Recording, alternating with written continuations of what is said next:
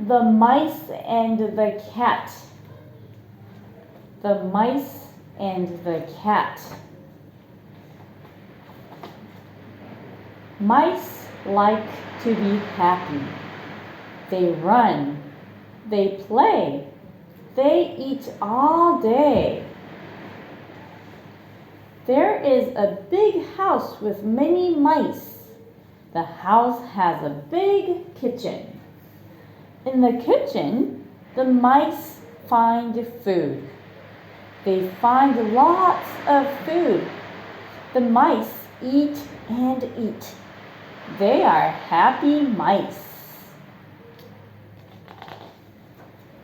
One day, a cat comes to live in the big house. She has big teeth.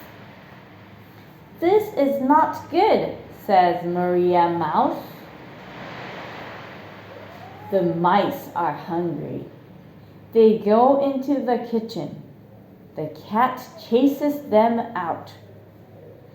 The next day, the mice are more hungry. They run into the kitchen. The cat chases them out. "What are we going to do?" asks Monty Mouse. "We'll die," says Max Mouse. "Let's all talk together," says Maria Mouse. "Good idea," says Monty Mouse. The mice talk and talk together. Their ideas are not very good.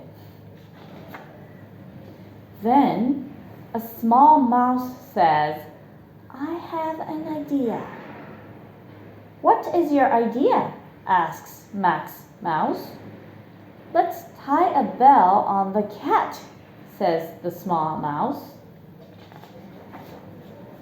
"A bell," says Monty Mouse. "A bell," says Max Mouse. "What a great idea," says Maria Mouse. Then an old mouse stands up. "It is a good idea," says the old mouse. "It's a great idea. But who will tie the bell on the cat? Who?" The end. The Wolf and the Fox. The Wolf and the Fox. Fox lives with Wolf, but Wolf is not kind to Wolf. "Get me some food, Fox," says Wolf. Fox goes to the farmer's house. She takes some lambs for Wolf. Then she takes one more, but the farmer catches Fox. The farmer hits Fox, and the lamb runs away.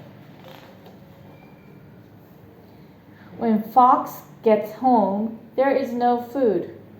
Wolf eats all the lamb. Wolf is sleeping happily, but Fox is not happy. Wolf is very greedy, she thinks. The next day, Wolf speaks to Fox. "Fox, I'm hungry. I need some pancakes. Get me some pancakes, now," he says. Fox goes to the farmer's house and takes some pancakes. Fox gives the pancakes to Wolf. The farmer catches Fox again and hits her. When Fox gets home, there are no pancakes for her. Wolf is sleeping happily, but Fox is not happy. She is not happy at all. He is a very greedy wolf, she thinks. The next day, Wolf says, "Fox, get me some food. I want to eat." "I don't like Wolf," thinks Fox. She has an idea. Fox takes Wolf to the farmer's cellar. They go in a small hole. Very good, Fox, says Wolf. He is very happy. There is a lot of food. Wolf eats and eats and eats and eats. Soon he is fat. Fox makes a noise. The farmer hears it and comes into the cellar. But now Wolf cannot go out. The hole is too small. The farmer catches Wolf. Wolf is in big trouble now. Fox runs away. She is laughing. Now I don't need to live with greedy Wolf. The end. Survival in the Arctic. Interesting. Survival in the Arctic. It was snowing. Dad was taking the children out to play on their sledges. It's very, very cold, said Dad. You need to wrap up. Go back and put on lots of warm clothes and your thick coat. My boots are so hard to take off, said Chip, as he ran upstairs. I'm keeping them on. So am I, said Biff. Chip put on lots of layers of clothes and went into Biff's room. Biff had put on lots of warm clothes, too. At that moment, the key glowed. The key took them to the Arctic Canada. All around them were fir trees covered in snow. I'm glad we put on warm clothes, said Biff. Just then, they heard someone calling for help. Someone's in trouble, said Chip. In the distance, they saw a girl waving. Will you help me? She called. The girl's name was Kimi. We have had an accident, she said. Our snowmobile hit a hidden tree stump. My twin brother, Kichi, is in trouble. His leg is trapped. I'm not hurt, said Kichi, but I can't pull my leg out. We need some help. Kimi isn't strong enough to lift the snowmobile up on her own. Chip had an idea. If we get some thick branches, maybe we can tip the snowmobile over, he said. That will work, said Kichi. They found some heavy branches to lift the snowmobile, and Kichi pulled his leg free. We're stuck, said Kichi. When we don't come home, our parents will know something is wrong and send help, but help may not get here until tomorrow.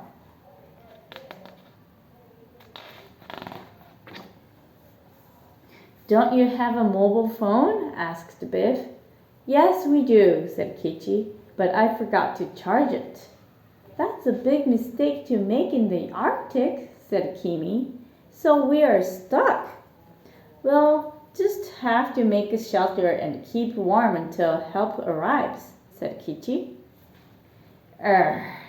You mean we're going to have to spend the night out here? Gasped Biff. Let's hope the key glows first, whispered Chip. Kimi looked at the twins. We've slept out all night before, she said, but you need proper clothes to keep you warm. She went to the sled and found coats and gloves. We carry spare clothes, she said, in case we get wet. Put these on over your coats. Kichi took an axe and a saw out of the sled. We need lots of wood, he said. Biff and Chip collected wood for the fire. Kimi began to build the shelter. She fixed a long pole between some trees and rested more poles against it. The back of the shelter must be against the wind, she said. Suddenly, a cascade of snow fell on Chip's head. Everyone laughed. Sorry, said Kichi, but that's what happens if you stand under a tree covered in snow. Ooh. Kichi dug up stones to put a fire on. We need to work fast, said Kichi. It will get dark soon. We need to have plenty of firewood to keep the fire burning all night. Kimi melted some snow to make a hot drink. Don't forget, it is important to drink a lot, she told them. Kichi grilled some fish on a metal grill. We caught the fish this morning in the frozen lake, he said.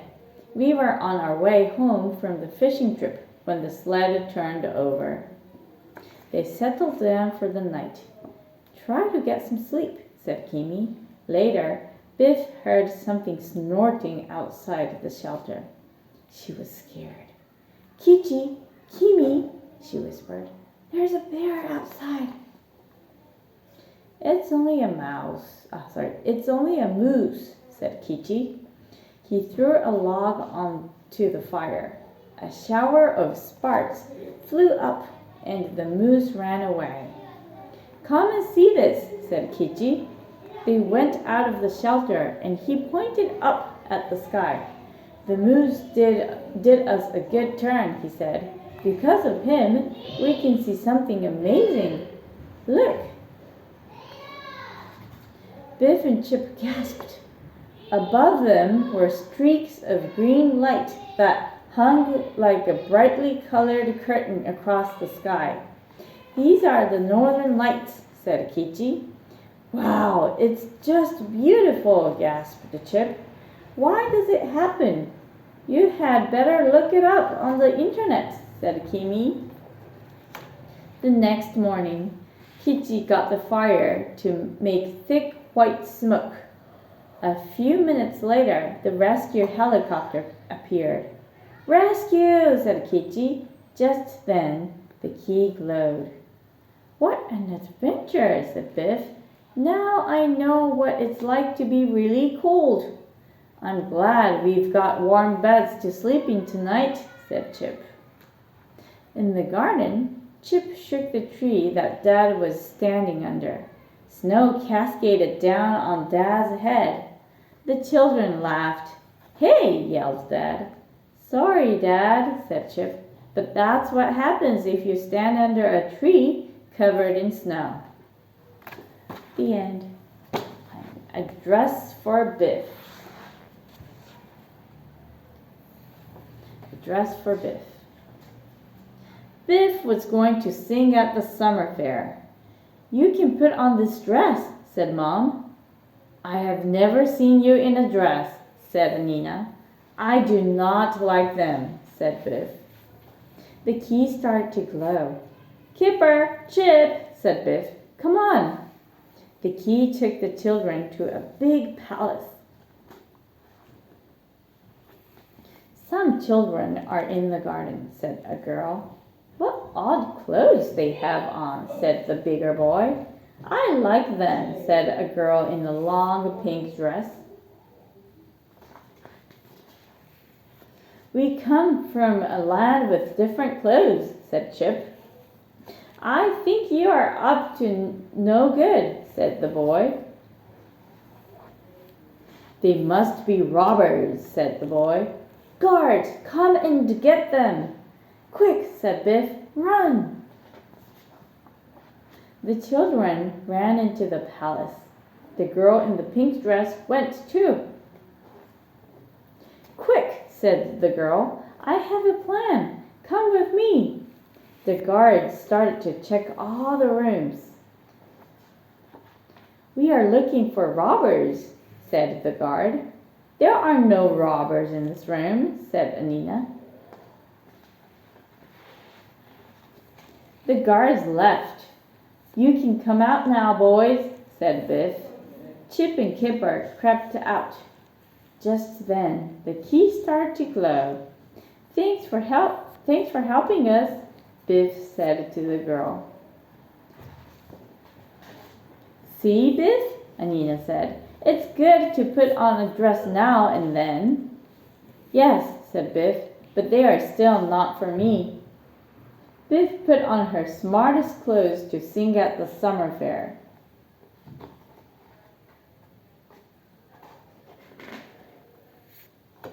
The end.